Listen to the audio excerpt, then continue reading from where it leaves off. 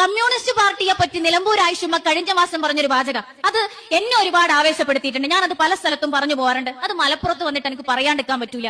എല്ലാ മാധ്യമങ്ങളും അൻവറിന്റെ പൊരേന്റെ മുമ്പിൽ എത്തുന്ന ഒരു സമയം ഉണ്ടായിരുന്നു. അൻവർക്ക് എന്തേലും പറയാനുണ്ടോ നിങ്ങൾക്ക് ഇന്ന് ഓരോ 5 മിനിറ്റിലും ചോദിച്ചുകൊണ്ടിരിക്കുന്ന ഒരു സമയം ഉണ്ടായിരുന്നു.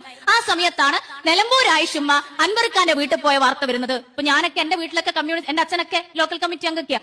ആകെ ബേജാറായി, നാട്ടിലാകെ ബേജാറായി. ആയിഷുമ്മ അൻവറിനെ കാണാൻ വേണ്ടി പോകുന്നു. ഒരു ബേജാറുണ്ടാകുമല്ലോ നാട്ടില്. എന്താ ഇപ്പൊ പറ്റിയത്, പാർട്ടിക്ക് തെറ്റിയോ എന്നൊക്കെ ഞങ്ങളുടെ നാട്ടിലൊക്കെ വലിയൊരു ചർച്ചയായി. എന്താ ഇതിപ്പോ TV ചാനലിൽ അതിലും വലിയ എന്ത് ചർച്ച നടക്കാൻ തുടങ്ങിയത്? ആ പാർട്ടിക്ക് തെറ്റി, മുതിർന്ന കമ്മ്യൂണിസ്റ്റുകാരി ആയിഷുമ്മ കൂടി ഇത് അൻവറിന്റെ കൂടെ.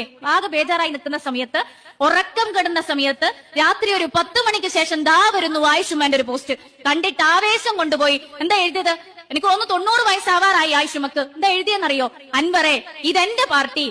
ഇപ്പം പ്രായമൊക്കെ കൂടിയത് കൊണ്ട് കുറച്ച് TV കാണാനും ചർച്ച കാണാനൊന്നും പറ്റാറില്ല. അതുകൊണ്ട് ഞാൻ ഈ സമീപകാലത്തുള്ള ഈ അൻവറുമായിട്ടുള്ള തർക്കമൊന്നും എന്റെ ശ്രദ്ധയിലില്ല.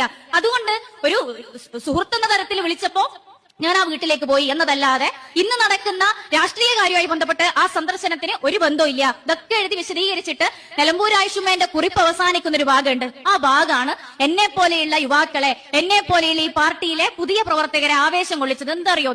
അതിങ്ങനെയായിരുന്നു: അൻവറെ, ഇതെന്നെ പോലെയുള്ള സ്ത്രീകള് പട്ടിണി കടന്ന് നാടകം കളിച്ചുണ്ടാക്കിയ പാർട്ടിയാണ്, തൊടാൻ സമ്മതിക്കൂല. ഇതെന്നെ പോലെയുള്ള സ്ത്രീകള് പട്ടിണി കടന്ന് നാടകം കളിച്ചുണ്ടാക്കിയ പാർട്ടിയാ, തൊടാൻ സമ്മതിക്കൂല.